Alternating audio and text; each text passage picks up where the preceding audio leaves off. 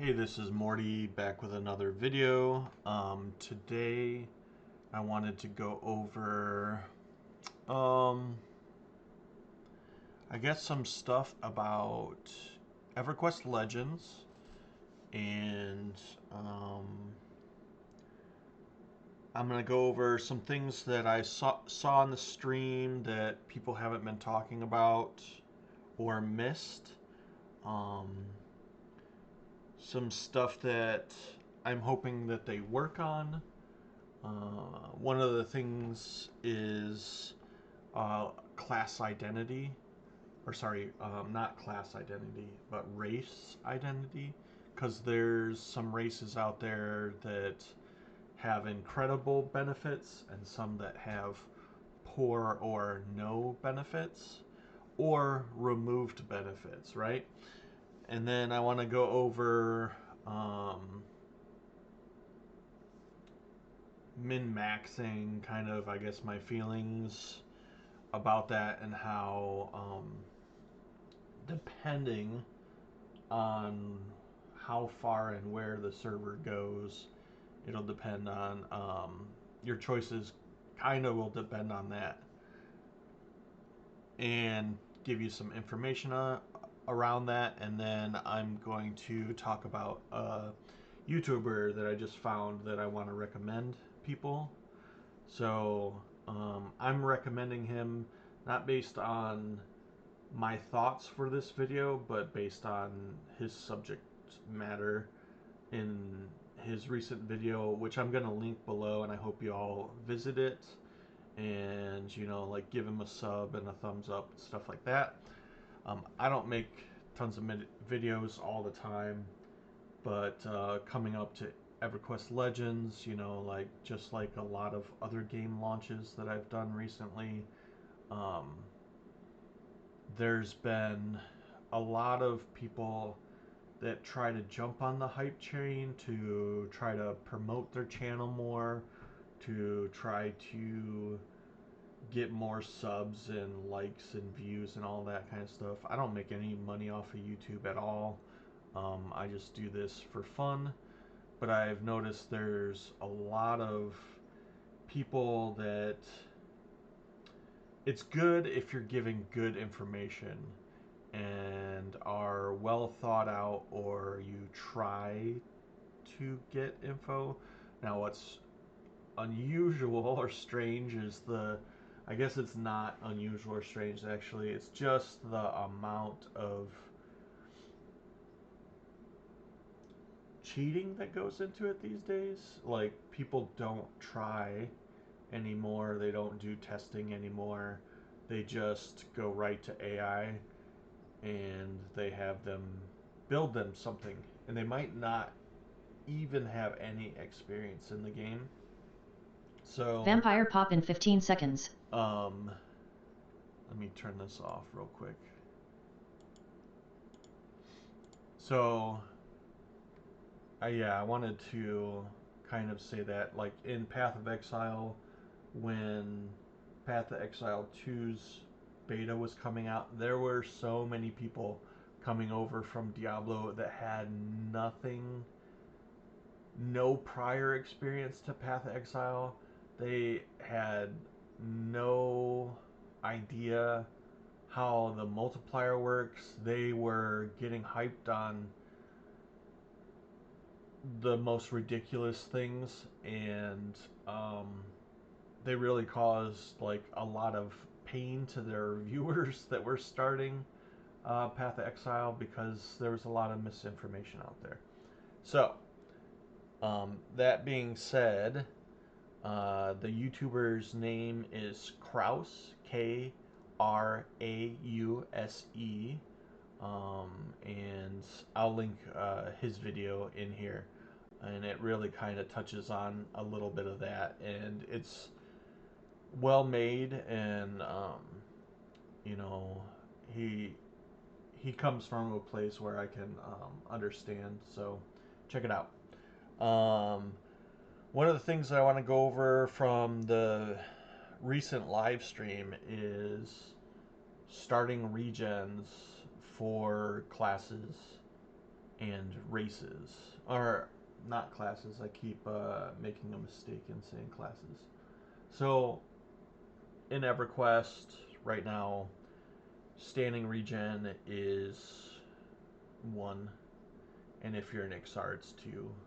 Up until certain level, I think it's like 50, it starts going up a little bit more, and then into your 60s, it goes up higher. Um, you can check different resources, but it all is going to be different with EverQuest Legends. So I don't know exactly what the sit regen is going to be versus standing, because all of the information that I saw was standing. So um, when watching Secret's stream, she was playing a Froglock, and without any AAs into regen, she was getting 3 hit point regens per tick and 4 mana. On the recent live stream where the QA tester was playing in Ixar, he was getting 4 hit points per tick standing and 4 mana. So mana's the same, just 1 point difference in hit points. So that's kind of good for people that don't want to be forced into playing an Ixar to start. 3 versus 4 is not, a monumental deal there. He got his first AA when he was level 3, so I'd expect that people are getting AAs around that same rate. And one of the AAs that you can purchase at level 3, it's in your generals tab, is like an AA for regeneration. So at level 3, you can go up to, I think it's 1 hit point per level of the AAs, and there's 7 AAs for hit point regen.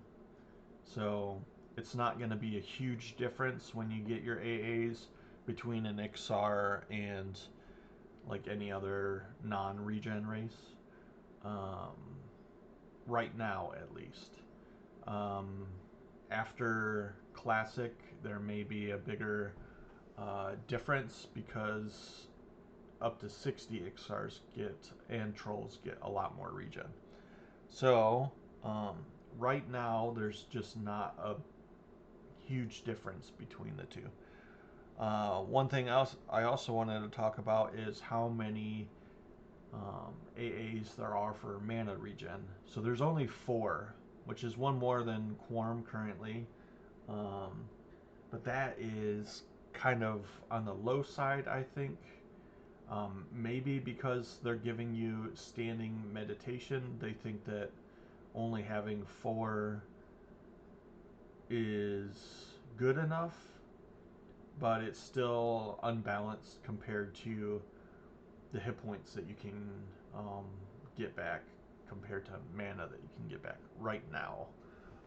That of course changes with stronger bard songs and stronger liches, or breeze to clarity to KEI. So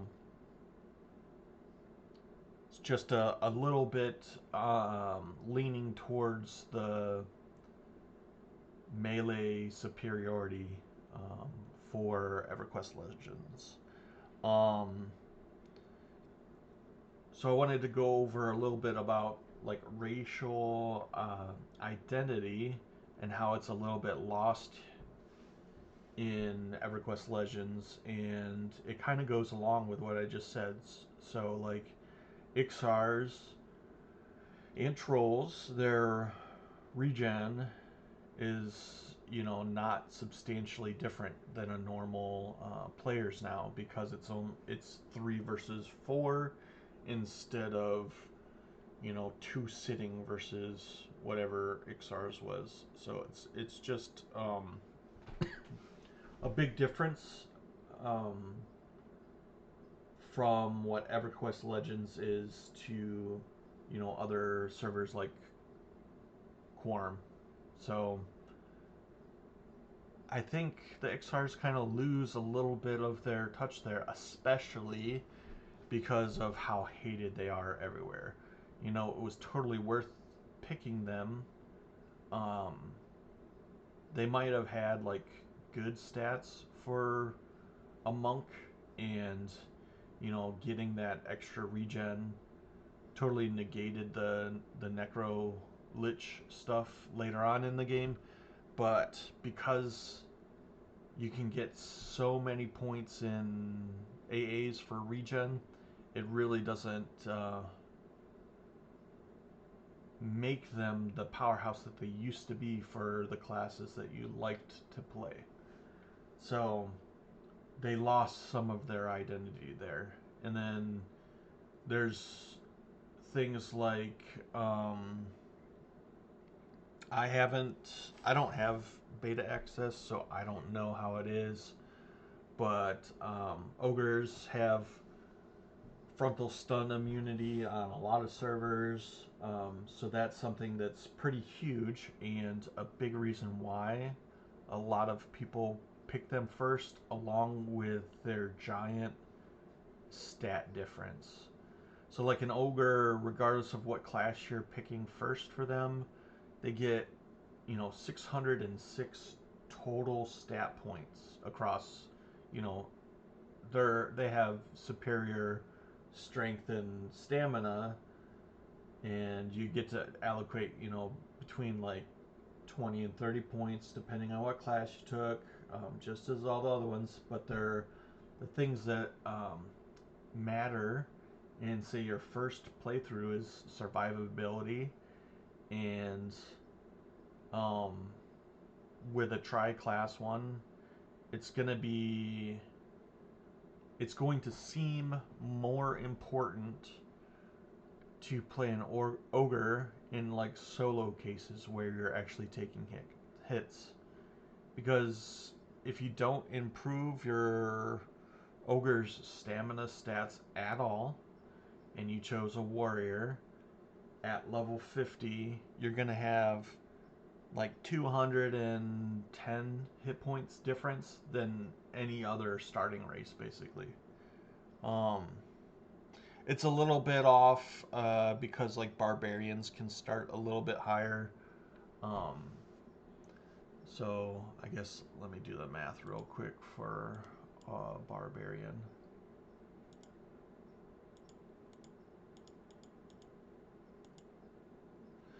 So you're gonna have 135 more hit points as a starting ogre than a starting barbarian. Or sorry, not starting. Um, you're gonna have 135 more hit points at level 50 if you don't put any stamina in on your ogre warrior. So that's not insufficient, or um, not a small amount. So, and the reason why that's really important is because some of the AAs that we get, like natural durability, they give you increases on percentages wise. So, if you have a higher base, you're going to have, higher overall. And, if it goes 2, 5, 10, 15%, 15% off of 100 and something more hit points.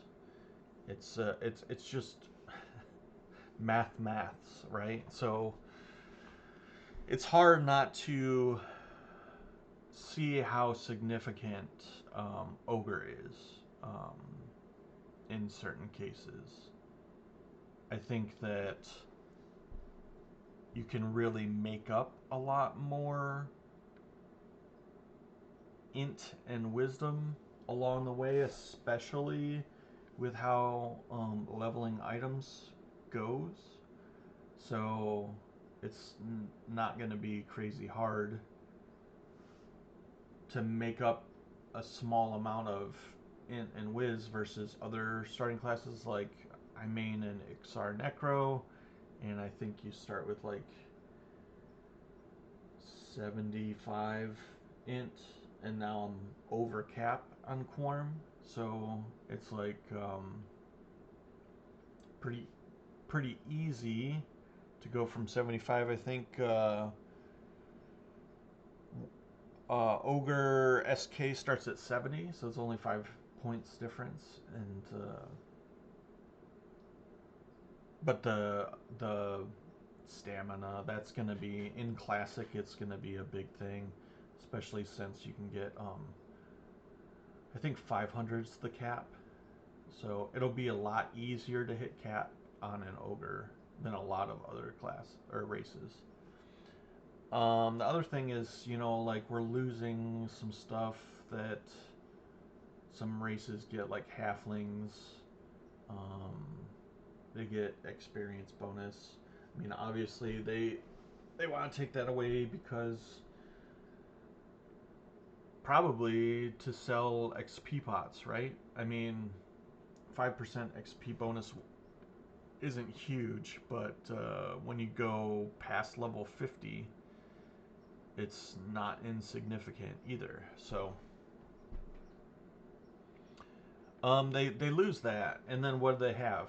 They're small, infravision, and they eat more food. So, I mean, I hope they take away the eating more food part, because there's no bonus to playing a halfling besides that they're small. Um, I guess more ogre talk. The size that you're going to be is going to be easily negated by just swapping in a chanter. As one of your classes, enchanter is going to be one of the best classes in classic, actually, for a very long time. So, and yeah, you're going to have a hurdle to get over that low charisma, but yeah, just create yourself some charisma items. It's like it's not that big of a hurdle as a chanter to create some jewelry.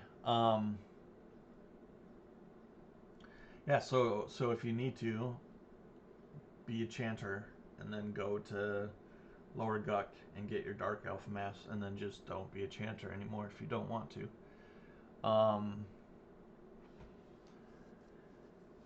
A lot of people have been talking about, oh, where do you buy your spells at if you're another class? I don't know. Um, a lot of people probably aren't watching all the streams or watching the Discord or following the dev notes and stuff like that. So there's some YouTube channels that you can watch that'll catch you up on those every time there's a new live stream. Somebody posts some videos, and they're okay. Um, so check those out. Get informed. There's nice things like there's your starting city bind, there's your bind point, and you can respawn in zone at a safe point. So like if you die, you get a couple options of where you want to go. And because there's no real big penalty on death on EQ Legends, you can Ranger Gate. A lot of the times that might be beneficial to you if you need to go back to your starting city to purchase new skills or put points into new skills because you leveled up, or buy some spell that you forgot to purchase that you actually need to purchase. Um, there's Ranger Gate, and then you're a lot of people are like, well, how are you going to get back to where you need to be? If you were in a dungeon, you can get recalled by your group. Um, there's a new AA. I can't remember if it's an AA or just an ability. I think it's just an ability to summon your friends that are in your group to you, that's on a short timer. I think they said 20 minutes. So there's that. The hardest part is going to be getting someplace first. So once you do that, and if you're with others, that's going to be easy to get back. Um, One of the things I'm going to be most likely solo all the way. I don't have a lot of friends that are going to go to EQ Legends. So I'm going to be solo most of the way. I'll probably put out some videos after I've done some leveling and my strats. I'm not going to show what I'm going to do or my XP spots or anything like that because people can be caustic, I guess you could say. So I usually, like even on Quorum, after all of this time, I still keep a couple things like my experience slots or spots secret.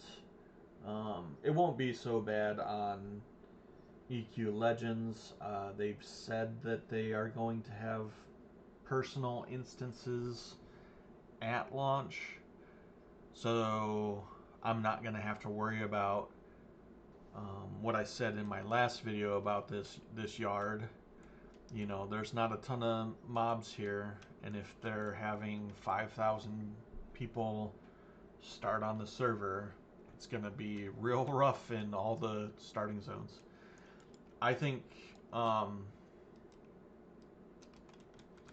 I think that Kinos is probably the second best starting zone. Um, I will probably make my way here to get past level, let's say, I guess I consider starting zones level 1 to 4, 5 ish. And let's see, on this character, I'm level 9. I'm, believe me, I'm not killing all these greens in in Kinos to level. I've gone other places. I've tested runs all the way to Fellwith and stuff like that. See how long it'll take. Um, in case I have to do those runs, because nobody's inviting for teleports. I don't know. We'll see. I wish there was a way that you could select your starting city for like you could check a box that says I'm an experienced player. I know the risks it takes for me to teleport my starting character to, if I was like an ogre SK, coming here and walking through that gate, you know, would not be good. But as an ogre warrior, you can actually do it. So I wish there was a way that you could just be like, okay, I know what I'm doing. I want to choose this as my starting zone. The first, 10, 20 levels of spells don't matter to me because I know I'm going to get past that in the first day. So, I wish there was something that I could do about that because I don't have the friend group that's just going to teleport me anywhere. Um, let's see, what else did I want to talk about? Yeah, how important it is. I think ultimately, outside of stamina, that your race is not really gonna matter. Um, I I'm really close to not picking ogre because I have a class combination that I want to complete something on first, and then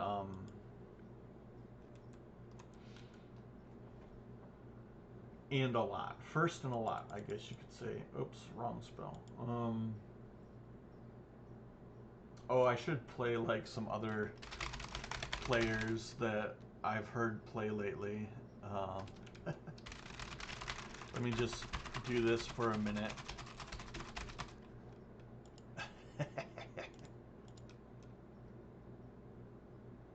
I don't even know how to close that thing that just came up.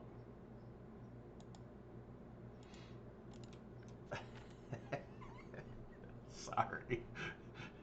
Um, my pet's gonna die too. Oh well. Let's see, what else did I want to talk about on this video?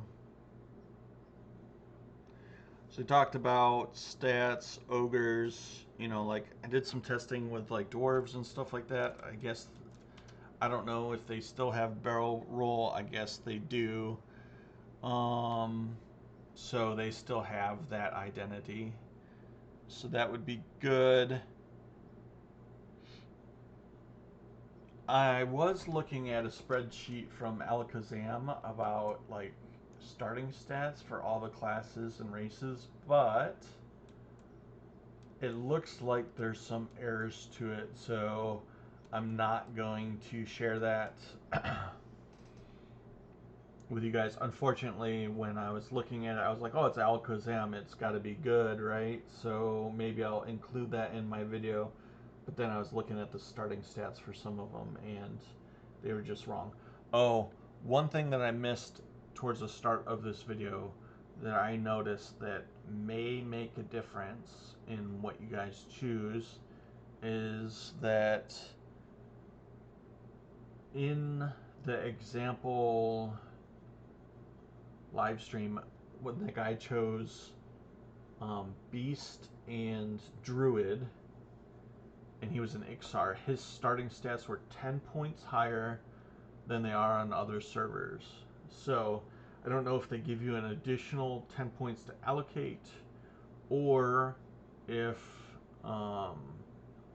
there's just 10 points in, say, like Wisdom, 10 more points in Wisdom. Let's see if I can help this guy out. So your starting class combo may affect your starting stats.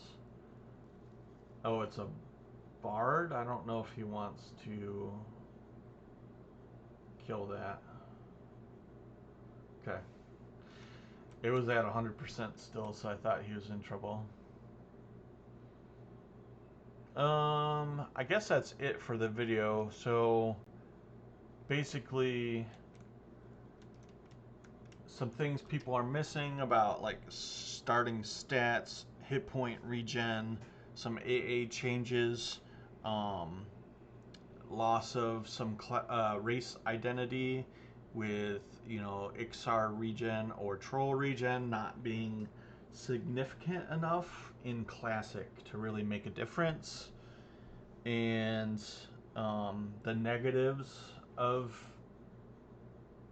I mean, they even showed one of the things that you need to do to unlock different classes was to get faction up. So, you know, it's going to be a lot easier starting as a neutral class, say like an erudite or a gnome. I think gnome would be the better selection there. Start as like a gnome chanter, and then you can unlock all your, I mean, you don't even need to unlock your classes because you can just change it, or races, because you can just change into them. But it'd be a whole lot easier because you get, you know, like alliance, and you get a higher base starting as like apprehensive instead of max KOS. So just one thing to think about. Hope you guys enjoyed the video. Check the links below. Have a good one. Peace.